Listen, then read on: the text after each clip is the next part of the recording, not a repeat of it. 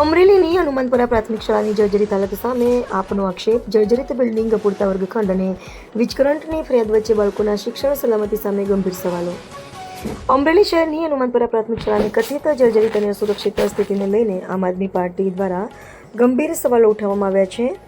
આપના પ્રદેશ સંગઠન મંત્રી નિકુંજ સાવલિયાએ શાળાની મુલાકાત લઈ ત્યાંની સ્થિતિનું નિરીક્ષણ કર્યું હતું. મુલાકાત દરમિયાન શાળામાં 9 વર્ગો સામે માત્ર 2 જેટલા ઉપયોગી રૂમ, કેટલાક વિદ્યાર્થીઓ જમીન પર બેસીને અભ્યાસ કરતા હોવાની સ્થિતિ તેમજ ઓસરી અને ભોજનાલયના રૂમમાં પણ વિદ્યાર્થીઓને બેસાડીને શિક્ષણ આપવું પડતું હોવાનો આક્ષેપ કરવામાં આવ્યો છે. આ ઉપરાંત એક વર્ગખંડમાં જર્જરિત હોવાથી તેનો ઉપયોગ કરી શકાતો નથી. શાળામાં ગંદકી અને અસ્વચ્છતા, પૂરતી કમ્પાઉન્ડ વોલ તથા યોગ્ય ગેટના અભાવ જેવી સમસ્યાઓ પણ હોવાનો દાવો કરવામાં આવ્યો છે. વરસાદ દરમિયાન શાળાના ગ્રાઉન્ડમાં પાણી ભરાઈ જવાની સમસ્યા પણ સામે આવી હોવાની રજૂઆત કરવામાં આવી છે.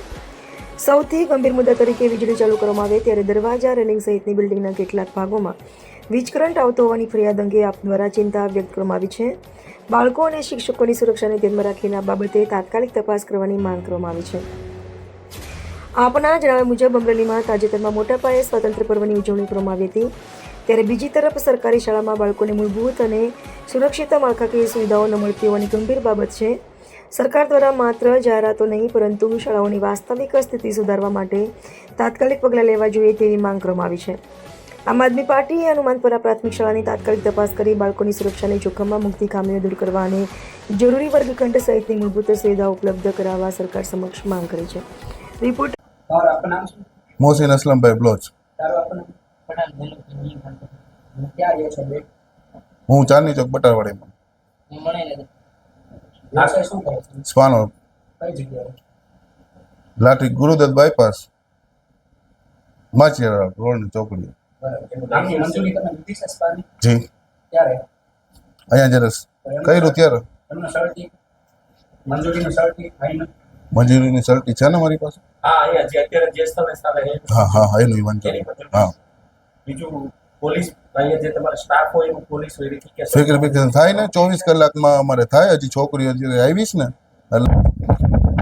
અમરેલી નાનું એવું સંસ્કારી શહેર છે અને એમાં બિલાડીના ટોપની જેમ જ્યાં જુઓ ત્યાં સ્પા ખુલી ગયા છે.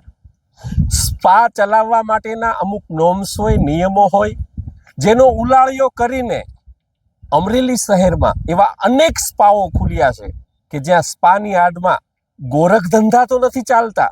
આ સવાલો ઉઠ્યા છે. પોલીસ વેરિફિકેશન વગર સ્ટાફ અહીંયા પણ ચેકિંગ દરમિયાન સવારમાં આવે, સાંજે વહી જાય. તો એક પ્રકારનું સ્પાની આડમાં કૂટણખાના તો નથી ચાલી રહ્યા ને? આવા સવાલો ઉઠી રહ્યા છે. આજે અહીંયા એક સ્પા ઉપર રેડ કરવામાં આવી, જનતા રેડ કરવામાં આવી અને ત્યાં કોઈ પણ પ્રકારના નોર્મ્સ વગર આ સ્પા ચાલતું હતું. તો આવા તો અનેક સ્પા અમરેલી શહેરમાં દરેક જગ્યાએ ફૂટી નીકળ્યા છે. તો અમરેલીની જનતા પણ એવું ઈચ્છી રહી છે કે આ ગોરખ ધંધાઓ અમરેલીમાં બંધ થશે ખરા?